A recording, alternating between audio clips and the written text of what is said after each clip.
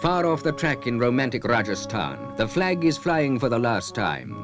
Here, within the walls of the ancient Star Fort, the old Hara kings first made themselves impregnable, and many are the legends that surrounded them, since times when forth from the sunlight the first of our kings came down and had the earth for his footstool and wore the stars for his crown. Here in medieval Bundi, you will find the most magnificent of the palaces of India. Such a palace as men build in uneasy dreams, the work of goblins rather than of men.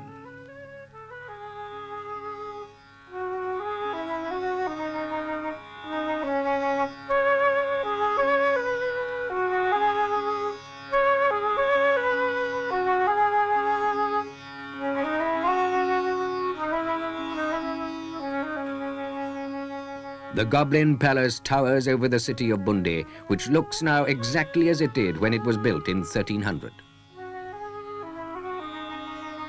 400 years ago, one of the Hara kings was deposed and exiled by his two scheming brothers. He died far from Bundi, but his teenage son returned to pay his respects to his wicked uncles.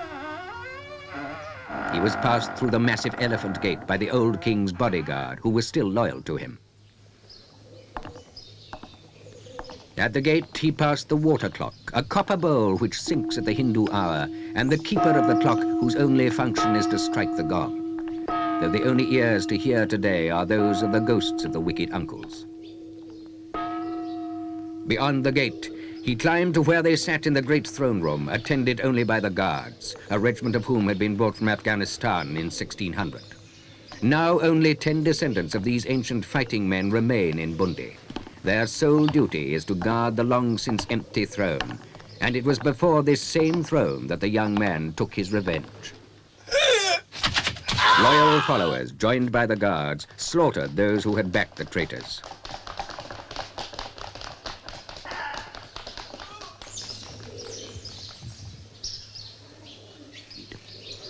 They carried their victims to the edge of the towering ramparts and threw them down to the cobblestones below. High over the city, you will find the remains of an old garden. Who knows how many secret places such as this are to be found in the palace?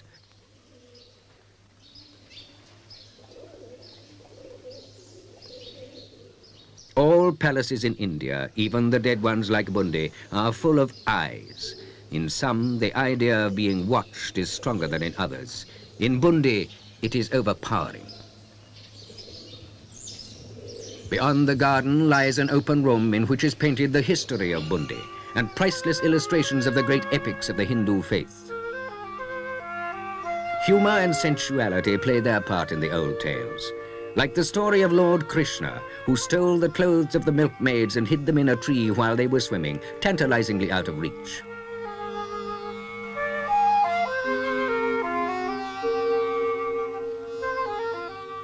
There are paintings of the Rajput princesses, renowned for their honor, and of the old kings of Bundi, the Haras, and their courtship of these beautiful maidens. Nowhere else in the world was there such a romantic sense of chivalry.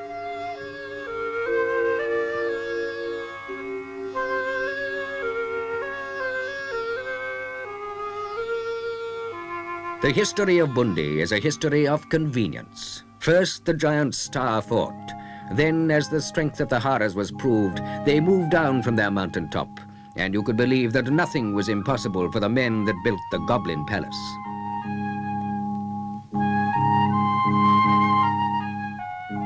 Later again, they moved to the foot of the gorge, to the Pearl Palace in the city. Finally, 70 years ago, the Maharaos of Bundi left their walled city and built the Lake Palace nearby, a dream of luxury and ease. It's been a long passage since the first of these kings came down, but if you travel to far-off Bundi, you may be lucky enough to find the last of them. He is something of a hermit, as elusive as the tigers in the wildlife sanctuary whose preservation is the only thing he lives for. Modern India is finding her own solutions to the age-old problems of those who have and those who have not. And the sun has finally set for the Maharajas and for their way of life.